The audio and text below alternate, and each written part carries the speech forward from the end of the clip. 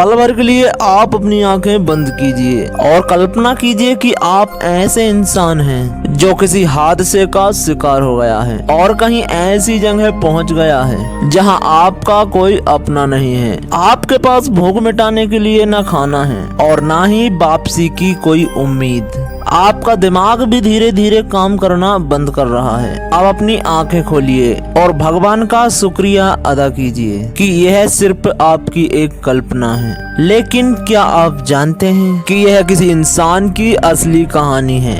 यह कहानी एक निठर मछुआरे जोसे सल्वाडोर अल्वारेगा की है। वही अल्वारेगा जो मछली पकड़ने के लिए समुद्र में उतरा तो, लेकिन उसे वापसी में पूरे 438 दिन लग गए। 17 नवंबर 2012 यह वह तारीख है जब अल्वारेगा मैक्सिको के एक गांव से निकला और गहरे समुद्र में मछली पकड़ने के लिए उतर गया। इस यात्रा में उसके साथ उसका एक साथी भी था। मछलियां पकड़ने में उसको अल्वारेगा जितनी महारत हासिल नहीं थी, मगर वो खुद को निखार रहा था। अल्वारेगा की योजना के हिसाब से उसकी यह यात्रा करीब एक दिन तक ही चलने वाली थी। इस दौरान ब्लैक टिप शार्क और सेलफिश को पकड़ने का उनका प्लान था। सब कुछ योजना के अनुसार ही शुरू हुआ था, मगर तभी एक खतरनाक तूफान ने अपनी दस्तक दे दी। भारी बारिश और तेज हवाओं के कारण उसे खतरे की चेतावनी मिल चुकी थी।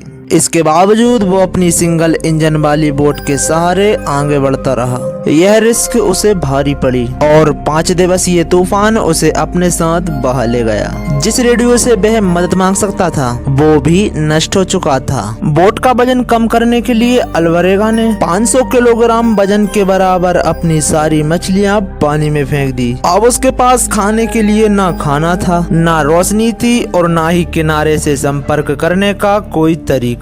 खुले समुद्र में उसकी बोट बेलगाम आगे ही बढ़ती जा रही थी। भूख लगने पर वो अपने हाथों से ही मछली, कछुए जैसे समुद्री पक्षी पकड़ता और उनका मांस कच्चा ही खा जाता। पीने के लिए अल्वारेगा ने बारिश के पानी का सहारा लिया और एक पल ऐसा आया जब उसके पास पीने के लिए पानी नहीं बचा। ऐसे में उसने कछुओं का खून और अपना मूत्र तक पिया। करीब 4 महीनों के बाद अल्वारेगा के साथी ने कच्चे मांस को खाने से मना कर दिया और अंततः भूखमारी से वह मर गया।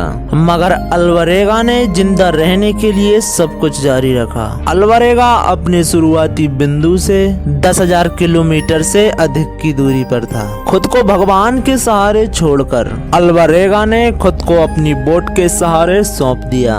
वह खुली आंखों से आसमान में टिमटिमाते सितारों को देखता, इस उम्मीद के साथ कि कोई उसकी मदद के लिए आएगा। उसने अपने आसपास कई सारे जहाजों की चहलकदमी महसूस की, मगर कोई उसकी मदद के लिए आगे नहीं आया। इस अकेलेपन में अल्वारेगा ने गीतों और भजनों को समय को काटने का सहारा बनाया। 30 जनवरी 2024 को 438 दिनों के बाद अल्वारेगा ने कुछ दूरी पर पहाड़ों को देखा। यह मार्शल द्वीप समूह का छोटा सा एक कोना था। उसने अपनी नाव छोड़ी और तैरकर किनारे पर आ गया। आखिरकार अब वह जमीन पर था। किनारे पर पहुंचकर जैसे ही वो खड़े होने की कोशिश करता तो वो वहीं गिरकर बेहोश हो जाता। जल्दी वहां के स्थानीय लोगों की नजर उस पर पड़ी और वो उसे अपने घर लेकर आए। इसके बाद उन्होंने संबंधित अधिकारियों को अल्वारेगा के बारे में सूचना दी। पुलिस जब मौके पर पहुंची तो उन्होंने देखा कि अल्वारेगा के टखने सूजे हुए हैं। उसकी आंखों की रोशनी बहुत कम हो चुकी थी और वो मुश्किल से चल पा रहा था। उसके बाल किसी झाड़ी की तरह उलझ गए थे,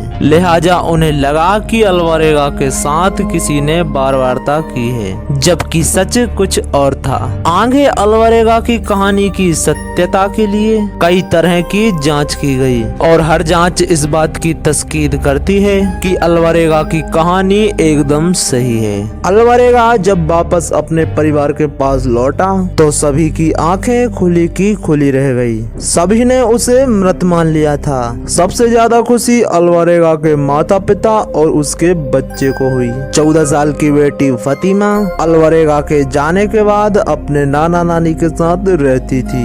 यह कहानी थी एक ऐसे आदमी की जो 400 से भी ज्यादा दिनों तक समुद्र में रहा और अपनी हिम्मत के बूते वह जिंदा वापस लौट कर आया। दोस्तों वीडियो अच्छा लगा हो तो वीडियो को लाइक करके चैनल को जरूर सब्सक्राइब कर लें। मिलते हैं किसी ऐसी ही रहस्यमयी वीडियो के साथ। जय हिंद, वंदे मातरम।